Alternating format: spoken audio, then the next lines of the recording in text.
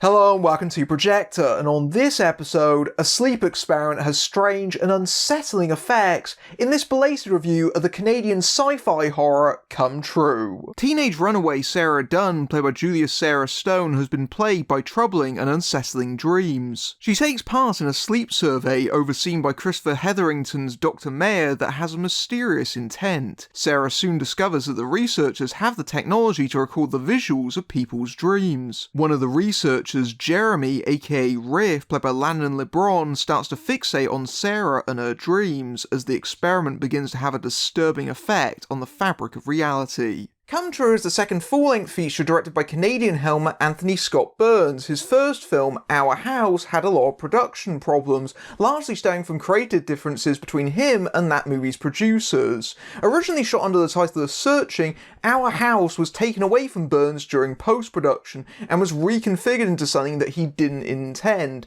So even though that Burns still has a directorial credit on that movie, he's effectively disowned it, as shown by the fact there's no director of photography credit on that movie. That's because Burns also did the cinematography and took his name off that particular credit as a way of protest. While Burns was licking his wounds, he befriended fellow Canadian horror director Vincenzo Natali, best known for Splice and Cube, who apparently served as a mentor figure for Burns, and he's an executive producer on Come True. And this second feature is perhaps a better example of what Burns wants to make as a director.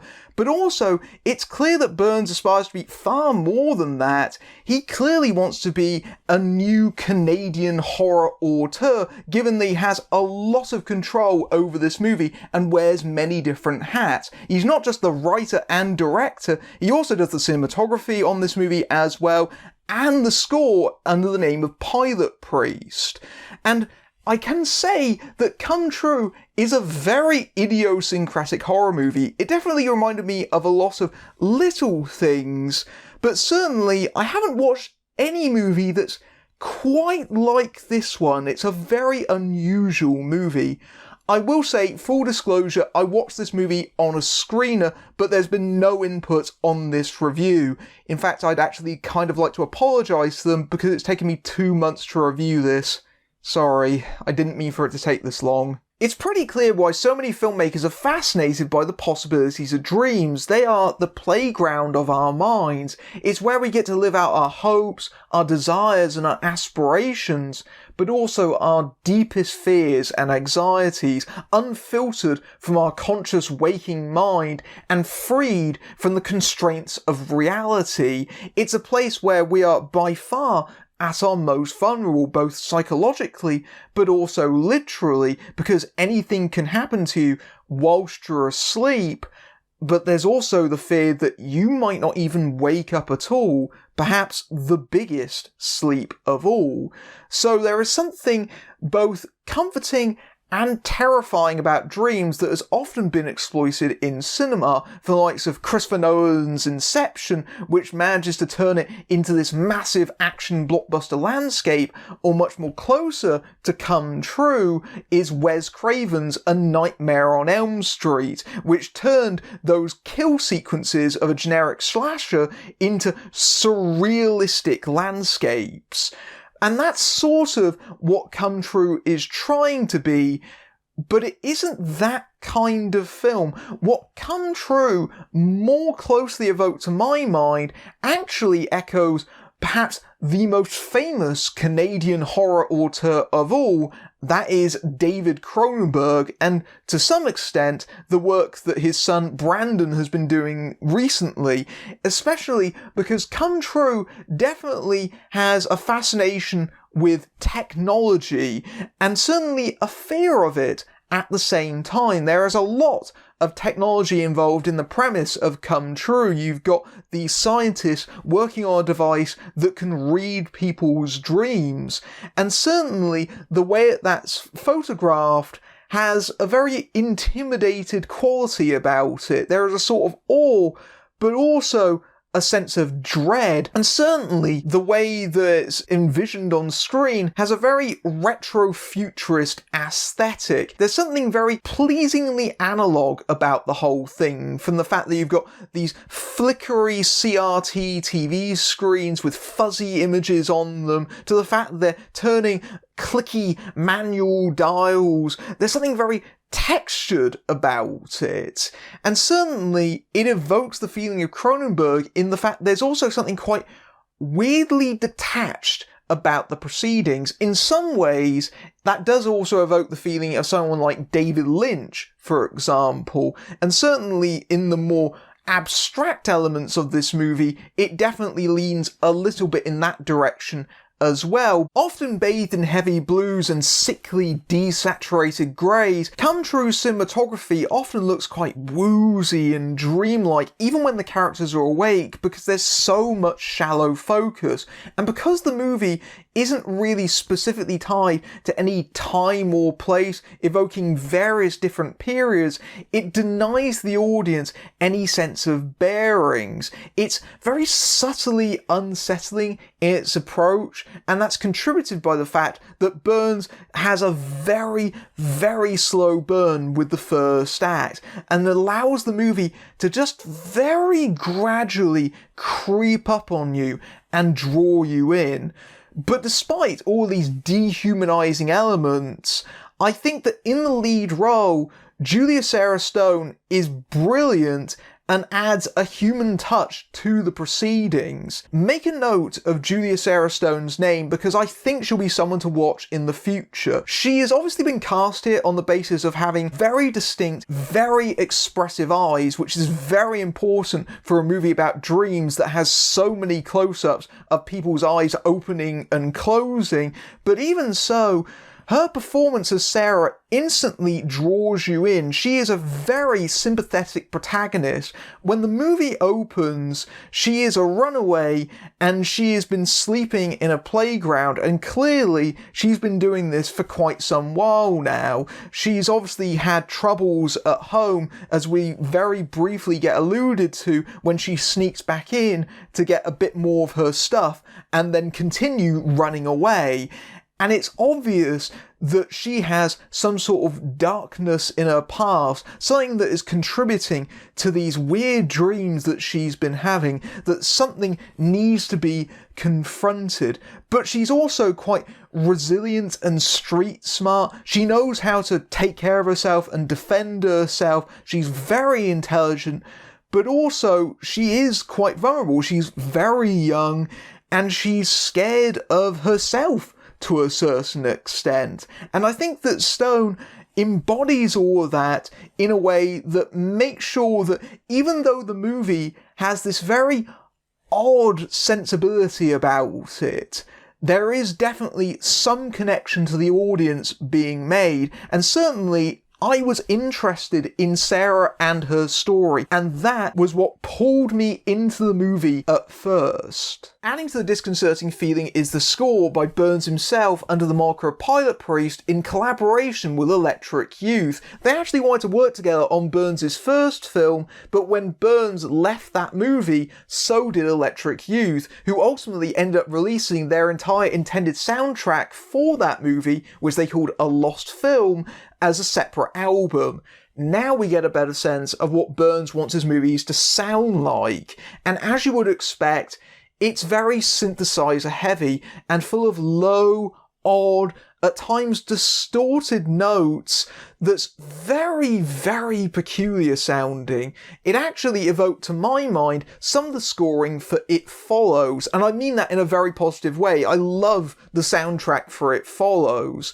And that soundtrack definitely takes centre stage in the dream sequences of the movie, which play such a prominent role.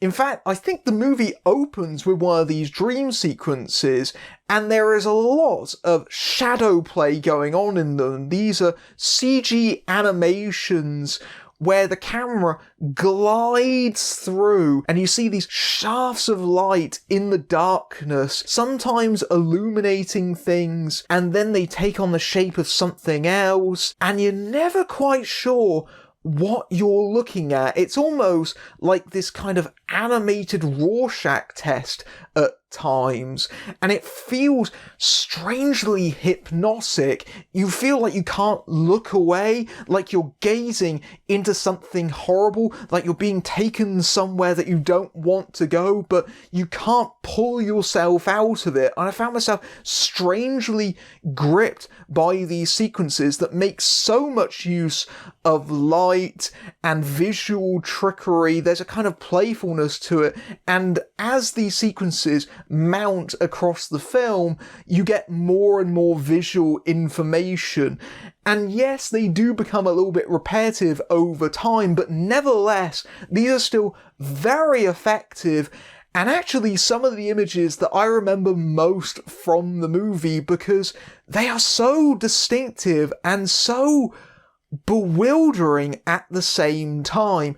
That being said, though, that does bring me to another thing. If you have photosensitive epilepsy, you should not be watching Come True, unfortunately. And certainly there are other sequences in the film that also have similarly problematic visuals, like very hard close-ups of CRT monitors, and also there's a sequence where a character actually experiences a seizure and the screen flickers and cuts in a way that evokes the feeling of having such an event. So I think, unfortunately, this movie is plain straight up just not suitable for viewers who are afflicted with photosensitive epilepsy. Unfortunately, this is not friendly for those viewers, so I highly advise you, if you do suffer from that condition, you do not watch this movie. It's such a major portion of it that I think it will cause problems for viewers. And even if you don't, it may still induce headaches at times because of those light patterns.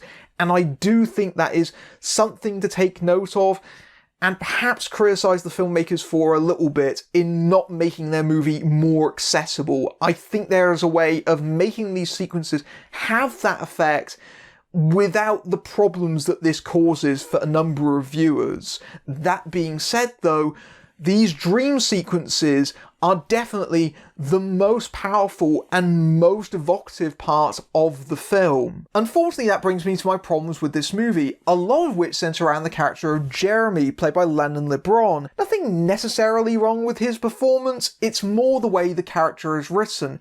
Jeremy is one of the researchers involved in the experiment, who very quickly takes a more than scientific interest in Sarah, to say the least. In fact, the first time that Jeremy really becomes prominent in the film, it's when he starts following Sarah around to try and get her to bump into him, effectively stalking her. And it's clear the movie wants to have some kind of commentary on power imbalances. Sarah is a young woman who has a guard up. We experience a lot of the movie through her POV, and she knows the fact that there are only 2 women involved in this experiment, and the other one very soon disappears. But if the movie actually has anything to say on this subject, it very quickly loses that strand. It's an idea that doesn't really go anywhere, but it establishes Jeremy as being quite a creep from the outset. There's definitely something sinister about him. There is reasons why he becomes so fixated on Sarah in particular, but those come much later in the movie, and then the movie makes what I feel is a really dreadful mistake. The relationship between Jeremy and Sarah, I feel, takes a turn that, given the way it was established at the beginning of the film, I don't believe it would ever in a million years go this way. The movie starts to turn around the third act at this point, and I just didn't believe this in the slightest. I didn't believe that the characters would go in this direction. And that third act, I feel, is where the movie starts to lose a significant amount of control, because not only does the focus more shift onto Jeremy and that portion of the movie, who, let's be honest, is not really a character I want to be experiencing the POV of. even after it's explained why he's doing what he's doing, but also because the movie actually loses all sense of what it's trying to be. The movie, I feel, actually has a fairly good momentum up until about the end of the second act. At the end of the second act, there is this major event that is very strange, very hard to explain, and actually, it's quite unclear what has just happened. And you keep waiting for the movie to come back to this to explain or expand upon it, and it never does. Instead, the movie takes a hard left turn in a completely different direction. It barely even brings this up again for the last 30 minutes of the running time, which is so absolutely bewildering because it feels like the culmination of everything the movie has been building up towards for the last hour, and then suddenly it just shies away from it. Really odd. It feels like it should be a major factor in the ending, and instead it goes into a frankly quite disappointing conclusion. As I got deeper and deeper into the third act, it felt like the movie lost more and more the promise of its early stages. And then, in the last 15 minutes of the film, it turns disastrous. I have never seen a movie go so spectacularly, dramatically off the rails as Come True does. Suddenly, it seems like Burns has lost all faith in his slow-burning, moody approach, and suddenly decides it's a horror film. Throw scares at the screen! Throw scares! And then suddenly, twist, twist, twist, just throwing a succession of twists and reveals at you, one after another, each more preposterous than the last. And to give some credit to the movie, it does seem clear that these were intended to be the big reveals, because clearly they've been threaded all through the narrative. What could have been dismissed as simply being aesthetic choices actually were clearly calculated on Burns' part. They were clearly meant to be a tip of what's actually going on.